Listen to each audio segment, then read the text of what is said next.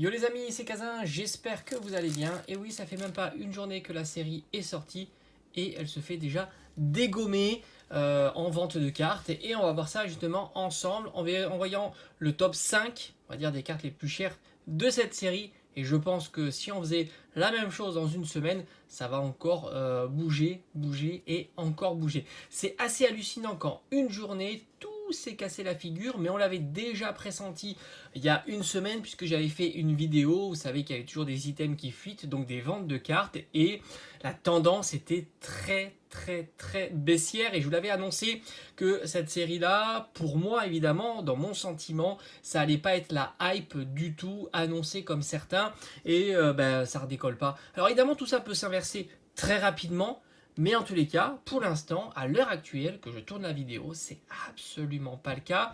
Malgré le fait que les items partent très rapidement en boutique, les items hors boutique physique, sur internet, ne partent pas facilement.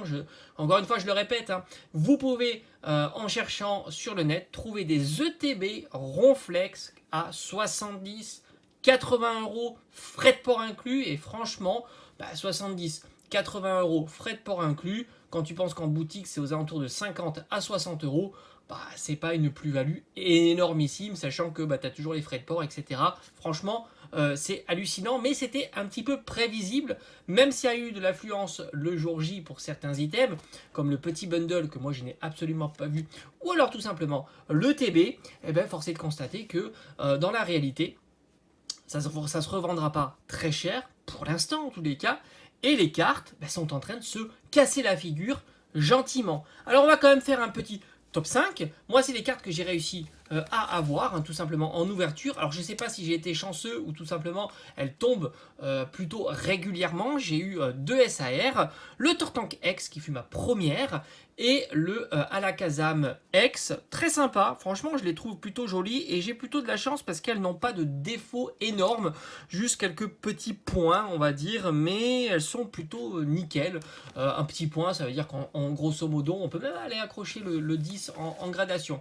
Alors on va commencer en 5e position. Alors à la fin de la vidéo je vous montrerai un petit peu les outsiders, mais tout ça va bouger très rapidement. En 5e position on a une full art. Voilà, on s'y attendait un petit peu que Dracofeu allait faire son entrée dans le top 5 par la full art. La full art, c'est pas la carte en règle générale la plus recherchée. Moi, je la trouve plutôt jolie, mais on avait l'habitude de voir du Dracofeu en full art. Est-ce que je l'ai sous la main pour pouvoir vous illustrer mon propos? Oui, il est ici. Voilà, on l'avait déjà vu sur Star Étincelante. Donc voilà, c'est du classique. La petite full art se situe aux alentours de 50 à 60 euros. Rien de fou pour cette carte-là. Encore une fois, 50, 60 euros. Et ce n'est que le début. Et tu vas voir que si la tendance s'inverse pas, ça va baisser. Je suis assez sûr que ça va baisser. Je vous illustre évidemment tout ça, comme d'habitude, dans la vidéo.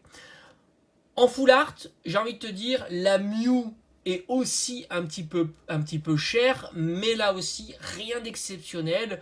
Je me demande même si on ne se situe pas aux alentours de celle de Évolution Céleste, voire même peut-être Évolution Céleste légèrement plus chère. La Mew, c'est une trentaine d'euros. Comme je dis, je vous parle un petit peu des outsiders. Et en full art, rien d'exceptionnel. Les autres vont se casser la figure gentiment, avec évidemment la plus résistante qui sera le Dracofeu, la plus demandée. Malgré qu'il y en ait des starters qui est quand même plutôt sympa.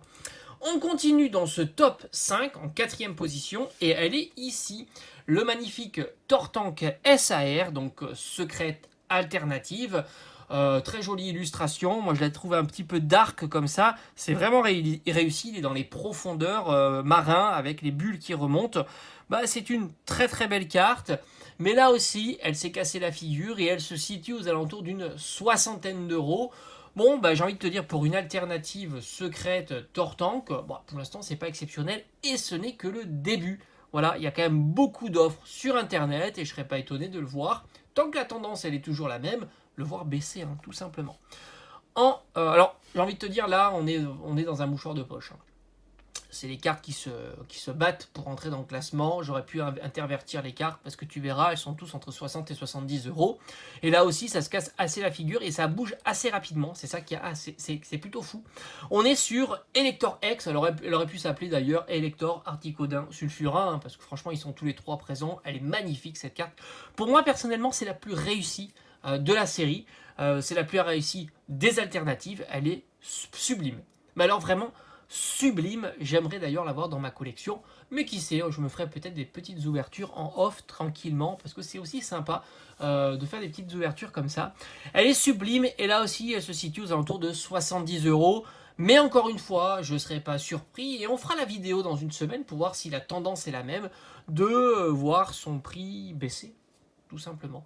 Malgré que les ETB partent vite, malgré que en boutique, hein, les ETB partent vite, les bundles partent vite, et après on est obligé d'avoir que des classeurs dont le prix des boosters est relativement élevé. Hein. J'en ai fait une vidéo, 35 euros. Bon, bah, ça fait plus de 8 euros le booster si tu considères que le classeur t'apporte rien, et ce qui est un petit peu logique, puisque si tu veux ouvrir, il t'apportera rien. En tous les cas, pour moi, la Elector X, c'est la plus belle. Alors ça ne veut pas dire que ça sera la plus chère, hein. La plus belle, c'est, je la trouve la plus réussie. Franchement, il y a les 3 Pokémon, c'est très joli, il y a les nuages, c'est vraiment bien réussi et c'est super travaillé. Alors là, cette fois-ci, on attaque à la, j'avais dit quoi? Je crois qu'on est à la 2e place. Et à la 2e place, c'est Alakazam X. Elle aussi, sans surprise, se casse la figure. Elle était aux alentours d'une centaine d'euros il n'y a pas très très longtemps. Et elle se casse la figure gentiment. Et elle se situe aux alentours de 70 euros. Un petit peu comme la Elector X, que je trouve fabuleuse. Celle-ci aussi très réussie. Franchement, il est en train de s'amuser avec des cuillères. Le Pokémon est bien représenté, il est assez grand, ce que je reproche un petit peu au Dracofeu. Et puis, tout est ultra détaillé, et ça, c'est plutôt très appréciable. Encore une fois, je te parle d'état des cartes. Il peut y avoir des petits défauts, on les a déjà vus. Quelques petits points blancs et des tout petites marques ici. Hein, ça arrive malheureusement, mais ça t'empêche pas d'avoir une carte Near Mint. N'oubliez pas que Near Mint, ça descend jusqu'à gradation 7. Hein. Faut pas oublier ça, parce que c'est vrai qu'on a tendance à penser que Near Mint, on a forcément un 9 ou un 10. Non, là, on est par exemple sur une note de 7 et on est sur du Near Mint, voire même en dessous, on peut être entre excellent et Near Mint en 6. Mais on n'est pas là pour parler de gradation. En tous les cas, magnifique carte. Bon, sans surprise, hein, les alternatives sont très représentées dans le top 5, mais je vous montrerai aussi les outsiders, mais je n'ai aucune confiance sur ces outsiders et je pense qu'ils vont sortir du classement très très facilement. Ils le sont déjà pas d'ailleurs. Bon, en première position, tu l'as deviné, sans grande surprise, on a je vais le mettre ici, le Dracofeu X, Full Art, Alternative, Secrète, SAR. Moi, je trouve que malheureusement, le Dracofeu est légèrement trop petit. J'aurais préféré l'avoir un peu plus grand, un peu plus détaillé. La carte est belle, évidemment. Toutes ces cartes-là sont très bien réalisées. Il peut y avoir des défauts, mais on est toujours sur du Near Mint. Attention pour ces valeurs de cartes. Et on est aux alentours de 150-160 euros. Là, encore une fois, elle se casse la figure. Il n'y a pas de secret. Elle était plutôt à 250. 300, 250, 300, elle est arrivée à 200, etc., etc. Et il y a quand même pas mal de quantités. Si tu recherches cette carte-là assez rapidement, voilà, 160 euros, tu l'as. Et ça reste un prix, on va dire, j'ai pas envie de dire raisonnable, parce que ça reste quand même 160 euros, ce qui est beaucoup, hein. Mais disons que on est sur cette tendance qui fait que maintenant, il n'y a plus d'emballement sur les cartes Pokémon. Il n'y a plus des cartes quand elles sortent à 500, 600 euros, et puis après qu'elles descendent. Hein. On l'a vu avec le Lugia, le Giratina, le Dracofeu alternatif. On l'a vu aussi avec tout un tas de cartes, le Noctali, le Rayquaza, même si eux ont du mal à descendre, même s'ils descendent hein, quand même, parce qu'on était à des cartes à plus de 800 euros.